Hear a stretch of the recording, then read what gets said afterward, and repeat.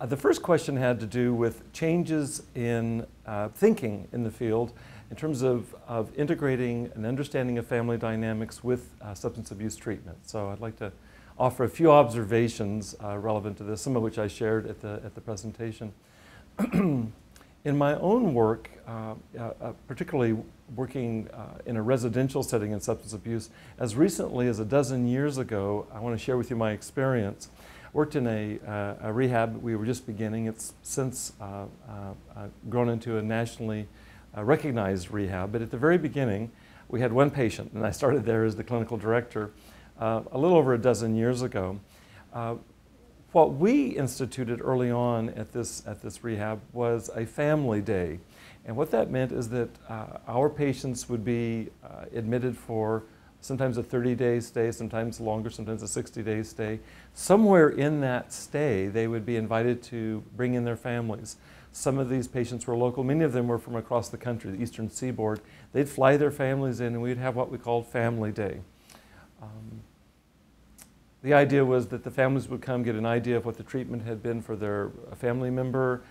They would oftentimes, there'd be a family therapy session. Maybe they'd have a yoga session, eat meals with the family member and so on. But that was really it. My experience is that very early on it became clear to me is that when the patient that had been in this inpatient facility for 30 or 60 or more days, when they returned home, there were all kinds of problems in terms of re-entry, reintegrating with the family. You can imagine that if somebody has been really in the depths of addiction, and these were the patients that we saw before they were admitted to the facility, that there are all kinds of trusts that have been broken, violations of the family rules, stealing, lying, etc. And the family members at home who have not been in treatment understandably would build up all kinds of resentments, etc. And I felt like we were just scratching the surface with our family day. Well, that's just a dozen years ago, and I think that this still is the norm in many settings. Thankfully, this rehab has evolved a bit in terms of more integration of family, realizing that sending somebody away to Shangri-La experience, while useful in terms of kind of resetting the behavior around addiction, isn't sufficient. Now, if I wrap time forward, I was at a presentation here locally, here in Orange County. There's a group that meets once a month called the Men's Association for Addiction Treatment. And the attendees are primarily the directors and CEOs of rehabs like the one I worked in. And our featured presenter just in the last month or two was the nation's #1 interventionist. He is, in fact, currently the president of the American Association of Interventionists. Interventionists are the ones that are hired by families to come in and help to steer the family member of concern into some kind of treatment. And generally it's a sit-down session or sessions with the family where the family really shares the ravages that they've experienced, their love and concern for the family member, and oftentimes it's successful. In fact, most often it's successful in getting somebody into rehab when they wouldn't do it on their own. So this individual's name is Burt Cook. He's out of Tennessee. And here's the story that Burt Cook shared. And I want to share it with you in the context of what I just mentioned, which is my experience a dozen years ago with what was the norm in terms of family treatment. Burr shared how it is that when he meets with the family, and he travels all over the world actually and performs these interventions, is that he'll say to the mother and the father, the sister and the brother, he'll say to them that if you don't yourself enter into recovery, your son will die. It's a very dramatic statement, obviously. And he backs that up then with the family, he can recount one story after another, with the scenario that I just painted earlier, which is that family members send their son or daughter, let's say, off to a rehab in hopes that they'll come back and be magically cured. That's no longer the prevailing wisdom, and in fact, it's just the opposite of what's recommended, is that the family needs to enter into treatment, and that takes various forms, and I'm going to spell some of that out in the next minute or two, next few minutes. I want to acknowledge that the one extreme that I first mentioned, which is family day, I think it does represent one end of a continuum. And perhaps Burt Cook's prescription represents the far end. I've actually spoken to a number of people who work in the substance abuse treatment industry about that statement who weren't at that meeting, and oftentimes their response is kind of disbelief because it's such a radical thing to introduce. So I don't want to pretend like that's normative, but that is, it's a way to position kind of the conversation about changes that are going on in the field regarding the treatment of families and addiction. Let me talk about a couple of things in terms of practical responses. As I mentioned earlier, I've been involved in developing the curriculum and teaching in our addiction studies certificate program here at Cal Southern. I have a little pamphlet here that spells out a little bit of what this program is about, but the piece that I want to mention out of our program that's pertinent is that all of our individual courses in this entire program are there are assignments as well as textbooks, as well as outside readings, as well as videos that point to a family systems perspective on addiction. I don't think you can find one course in our program that doesn't draw in the necessity of addressing the family. In the family systems literature, by the way, Burt Cook has a website, and it's simply called FamilyInterventionsNow.com. And so, FamilySystemsInterventions.com, is that his orientation is very much a family systems orientation. The idea is simple enough of a family systems theory, which is really developed just in the last 2 or 3 decades to the level that it is right now, particularly in terms of addiction treatment, is that no man, woman, son or daughter is an island, and that for healing to occur, it involves not only addressing the addiction, but also looking at the ripple effect of that across the family system. And the idea is that you can pull the so-called identified patient out of the family orbit. You can heal them in isolation, let's say in a very concentrated treatment environment like a rehab, inpatient rehab, bring them home to the family system, and the family system of its own kind of necessity is primarily oriented towards maintaining what is called family homeostasis. And so that son or daughter, let's say, that's coming back from rehab, they'll be reintroduced to a system that wants to maintain the prior sense of balance or equilibrium. And it's oftentimes a very short period that transpires between release from rehab and relapse, because there's so many family variables, the communications, the stress. As I mentioned earlier, I think very understandably that family members will be really angry and resentful, and there's no way for that not to come out. One of the communications theorists in family systems theory says this: you cannot not communicate. And I think we all know that, that even if I'm not saying how angry I am at you for what you've done to the family, I'm communicating it indirectly through nonverbal, through other behaviors. That must be addressed if there's going to be generalization of positive outcome from rehab in order for the patient to really survive. So I just want to put in a word for what we're doing here at Cal Southern, is that it's, a family systems orientation is primary in all of our courses. While I'm thinking of it, let me mention this is, I'm speaking here in May of 2014. Tomorrow, we're going to have a master lecture presentation here at Cal Southern. We have these monthly presentations in our psychology school. The presentation is going to be on the interpersonal neurobiology of addiction. That's a mouthful.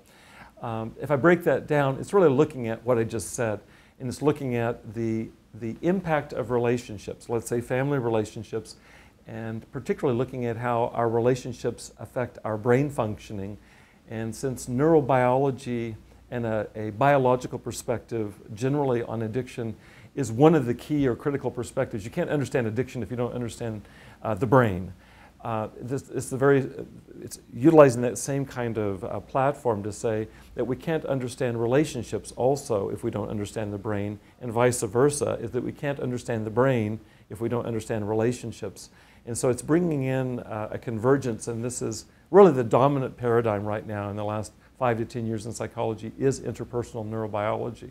What's new is our presenter tomorrow is bringing it to addiction. And there's been relatively little done on this. There's been some, but I'm really looking forward to that presentation. So that gives you another sense of how you can bring in really current perspectives. These perspectives are only available because of the advent of brain scans in the last 10 years. We didn't have the technology to support this research. And so this is a new perspective that once again looks at how intrinsic to not only addiction but recovery from addiction the interpersonal surround, the interpersonal environment is, and be looking at it very specifically in terms of brain functioning. The same brain centers that lead us to be addicted can be massively impacted by facilitative versus destructive relationship patterns. And so it all converges into something that makes for a much more powerful intervention these days than was even imaginable 12 years ago, and certainly 20 or 30 years ago when I was in graduate school. Let me mention a couple of other things too, more practically, and this is for our listening audience. I was recently at a conference in Boulder, Colorado that addressed what's called integral recovery. I have a textbook here by John Dupuy.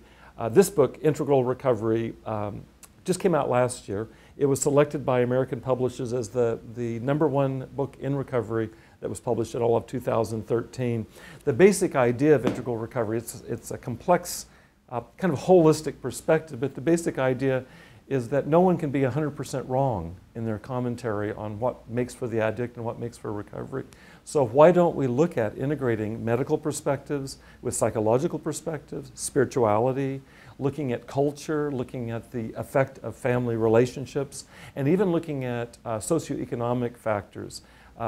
Just to spell that last piece out, most addicts, if they've really hit bottom, are in deep trouble financially, have oftentimes lost jobs, lost homes, are needing help in terms of dealing with the criminal justice system. All of these are critical to recovery, no less so than the psychological. My own background's in psychology, and we tend to underestimate oftentimes the medical and or the social structural factors, and those are no less important. So integral recovery intends, as in the title, to integrate, to be integral. Integral is actually the term that's used nowadays. I wrote my bachelor's thesis all those years ago on holistic approaches to psychology. The term is no longer holistic, it's integral, and it just means bringing together different perspectives. And it sounds pretty obvious to me, but if you get in the fields of medicine, psychology, social work, and so on, what you'll find out is there's a lot of turfdom, a lot of territorialism, where physicians will protect their turf, and spiritual healers theirs, and psychologists theirs, marriage and family therapists theirs, criminal justice people theirs. And this is an attempt to open into conversation. Easier said than done. It really is a work in progress. I was at this conference in Boulder, Colorado, and there was mention made of one of the fathers of integral theory. He's a psychiatrist here locally at UC Irvine. He's actually in Europe right now. I've spoken to him, and we're going to be meeting when he gets back at the end of May. His name is Roger Walsh. I've followed Roger Walsh for about 30 years now. I was in conversation with him back in the days that I was doing my dissertation, and life goes on. He's one of the grandfathers now of what's called integral theory, which is, like I say, a holistic approach to mental health. And what I want to mention is an article that was published just in the last couple of years in the American Psychologist by Roger Walsh. It's called Lifestyle and Mental Health. The significance of this, first of all, in psychology, is that American Psychologist is the most conservative organ in psychology. It's mainstream. Every psychologist in the United States, 30 or 40,000 psychologists, receive this journal as a part of their membership in the American Psychological Association. What Roger Walsh published here won't sound radical for those outside of psychology, but if you're familiar with academic and clinical psychology, there tends to be a pretty major ignoring of what he's saying. His point is simple, is that our lifestyles, the things that we do in our day-to-day lives, probably have much more impact on our psychological functioning than most of what psychologists spend their time in therapy talking about. I personally don't disagree with him. He talks about 8 different variables, just to kind of play this out, and I'm going to tie this back into family therapy and changes in family therapy going on nowadays. I'll mention the 8 just because it might be of interest. If you have curiosity about the article, when I finish talking, you can look it up online by Roger Walsh. It's easily available in a PDF file. He talks about 8 therapeutic lifestyle changes that all psychologists, all healthcare professionals ought to be more mindful of than they are. And by the way, since it's published in the American Psychologist, he cites research, empirical research, to support each one of these as being highly correlated with positive mental and physical health. So it's not just based on his theoretical idea. You can't get published in American Psychologist if you just don't back it up with tons of research. He's very, very exhaustive. These 8 areas, I've written them down here. The first one is exercise, is that physical exercise is absolutely critical to mental health. And interestingly, he cites research to suggest that most practitioners of mental health those that mention exercise in therapy, as well as these other therapeutic lifestyle changes, are the ones themselves that value them. So typically, the one that recommends exercise as a possible topic of conversation in therapy is the one who runs, is the one who plays tennis, the one who exercises. And that represents about 10%. About 10% of psychologists will bring it up, and those 10%, not surprisingly perhaps, are the ones themselves that exercise. And so you can see the massive blind spot as I see it, and I think he really brings this to bear. He's very clear-minded, he's not emotional, just very objective about this. You finish the article and you realize there's kind of a black hole in psychology, and I would also say in medical perspectives. I come from a family of doctors and nurses and so on, and all of them have worked in hospitals, and I've just heard these stories my whole life about how it is the patients that they see are patients that are there more often than not because of lifestyle decisions, lifestyle commitments, or lack of commitments that lead to diabetes, that lead to other, physical health problems. Exercise, nutrition.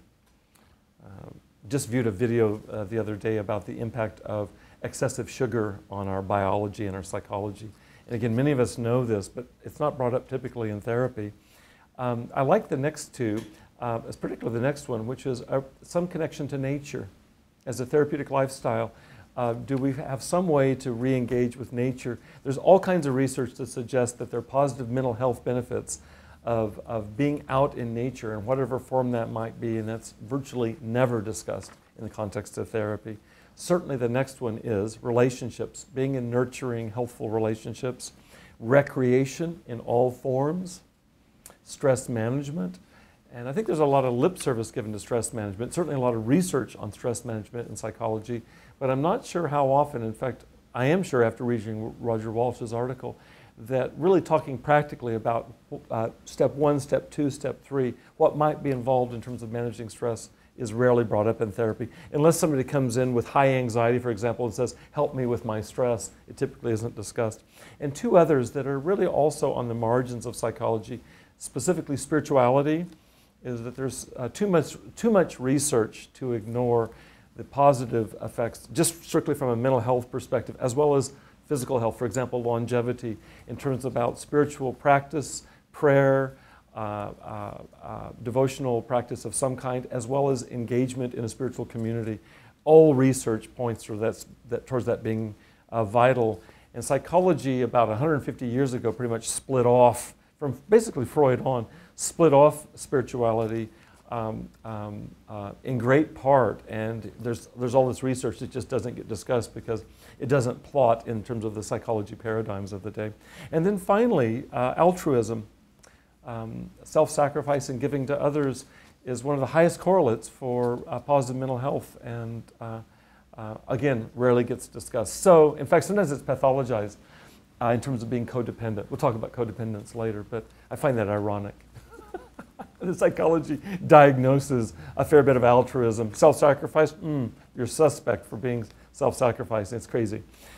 So why I mention Roger Walsh and these therapeutic lifestyle changes in the context of talking about family development is that at this same conference, Roger Walsh was being mentioned favorably in Boulder, is that the idea is that, that the entire family needs to practice this. Somebody can go away to rehab, and they're typically exposed to most, if not all of these, as being instrumental to their recovery.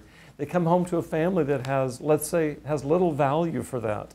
And the idea now is to get the family involved. The term for it in the integral community is simply integral life practice. In other words, it's a life practice across one's entire lifespan, and that it's no longer okay to relegate that just to the individual, like the addict that's in recovery, but the whole family needs to be involved. Again, because we're all interpenetrating in terms of our psychologies and our physical health. And so if I'm an addict that is now watching my diet, just to be very practical about it, to manage my levels of sugar intake, because those tend to be associated, let's say, with my risk for relapse to alcohol, and I come home to a family that features a lot of carbohydrates and a high sugar diet, just practically speaking, that's not a healthful environment for me. And so the family needs to get drawn into this.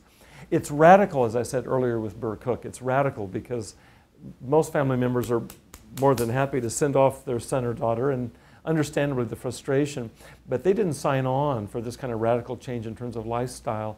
And more this integral or holistic perspective is insinuating itself into treatment programs, that it's now seen that it's that idea of it takes a village. It takes a village to heal from recovery. It takes a family to heal from recovery, which is not the same as blaming the family. It's not about blaming the family for the addict's behavior. It's not about blaming anybody. And so it can be mistaken for that. It's just that if we want to create an optimal environment for healing and for recovery for your family member, we all need to roll up our sleeves and get involved. And that's really the growing press. I think this is going to evolve to be more and more front and center over the next years. Let me mention just one other piece here, and that is in recent months I've been doing some supervision here locally.